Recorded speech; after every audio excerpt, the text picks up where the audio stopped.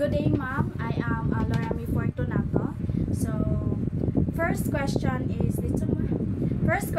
is how's your day or kumusta imong adlaw?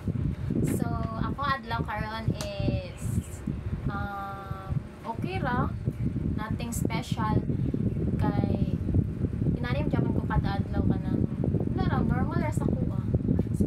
Next question is how do you spend your spare time or giunsa nimo paggasto ang imong libre nga oras? Kuan kanang if na ako sa balay, magbanding mi sa akong family, labi na sa akong igsoon kay kami kay close. And dili pod kanang say pod friends ang makauban if na laag magipag laag sa ila, muban sa ila ha. So, next question is how do you handle stress or unsaon nimo pag-handle ang imong stress? So, if makakon kog stress is kanang magtanaw ko og movie, then tawag nila nga stress eating kay mo na halata mas lawas. Then kanang daghan pa as in kanang dili man gyud ako tanto nga kung ma-stress ko if ya kanang magpabilin ako diya nga isa ka lugar is napoy say nga makafeel kog stress is maglaag-laag ko, magipaghangat ko or magipag kanang laag ko sa side sa family na. So, next is who or what inspire you the most in your life right now? Or kinsa o unsa ang labing nakapadasig kanimo sa imong kinabuhi karon? Kuan, akong family. Labi na akong parents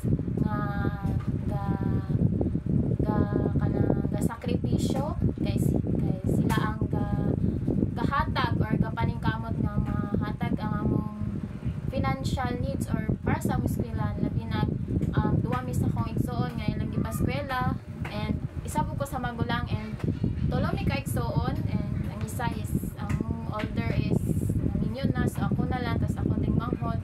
So isa sa akong sila gyud akong inspirasyon labi na akong parents. So next is if you could live anywhere in the world, where you would it be? Or kung makapuyo ka bisan asa sa kalibutan, asa man? So naging ko top 3 ana. First is Australia, second is Germany, and ang top 1 ako is Japan. Okay.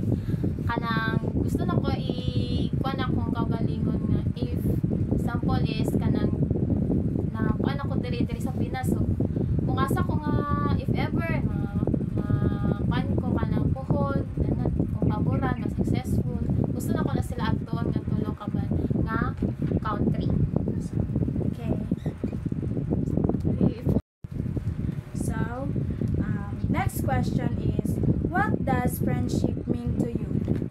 Friendship means to me is kanang permi na ko sila gakauban, gakakita, gakabanding.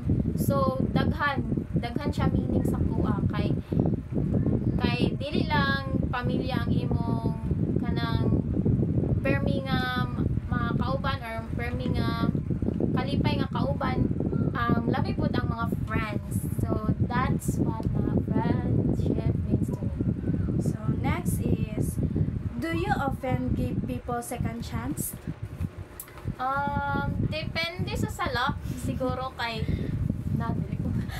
nay one time sa story nako, nay one time nga naghangayo siya sa ko ang second chance. But siguro wala na ko to siya gihatagan kay siguro kay first time na ko nga nay naginagkisa ko na nga second chance unya. Iya pong sala is kanang nakapasakit sa kuha.